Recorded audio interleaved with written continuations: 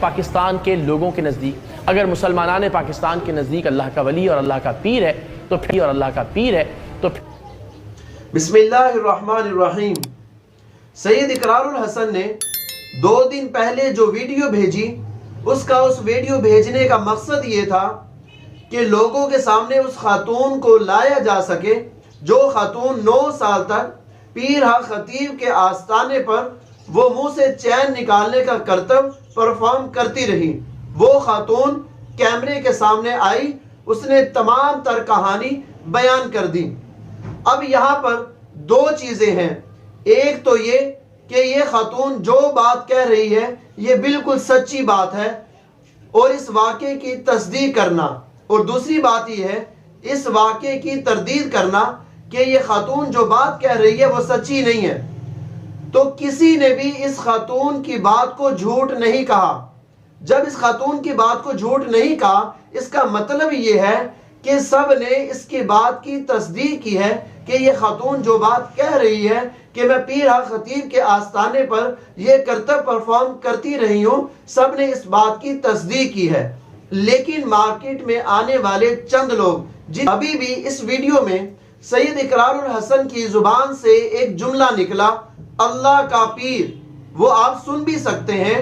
ایسا شخص اگر پاکستان کے لوگوں کے نزدیک اگر مسلمانان پاکستان کے نزدیک اللہ کا ولی اور اللہ کا پیر ہے تو آپ ذرا دیکھیں، اللہ کا پیر، اللہ اکبر، اللہ سب سے بڑا ہے، یعنی اللہ سے بڑا کوئی نہیں۔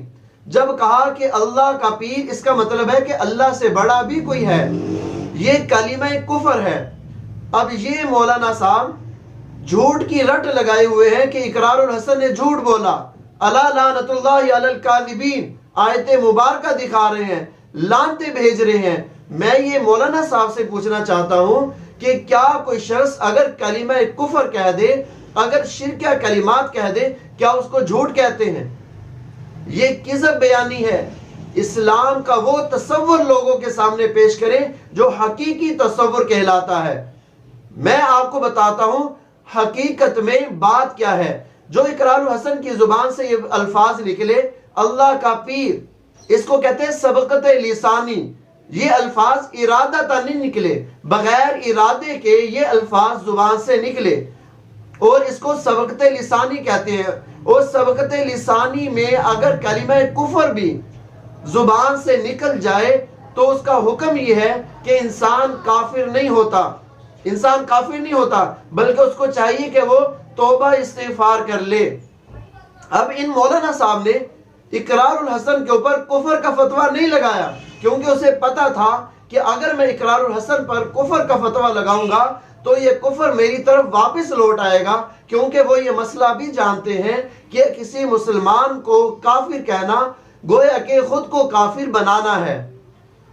تو اصل تصویر اس واقعے کی یہ ہے کہ لوگوں کے سامنے حقیقت آ سکے، اور لوگ الحمدللہ سچ جان چکے ہیں، جھوٹ ان کے سامنے واضح ہو چکا ہے۔ اب کسی قسم کا کوئی بھی پروپیگنڈا وہ مارکیٹ میں کام نہیں دے گا۔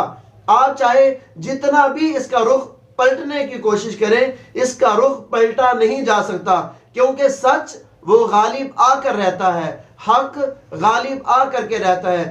جتنی مرضی آپ چیزیں نکالنے کی کوشش کریں، آپ انشاءاللہ حقائق کو نہیں چھپا سکیں گے، حقائق آپ کے سامنے واضح ہو کر کے ہی رہیں گے۔ اللہ تعالی ہمیں صحیح فہم و سمجھ عطا فرمائے، آمین۔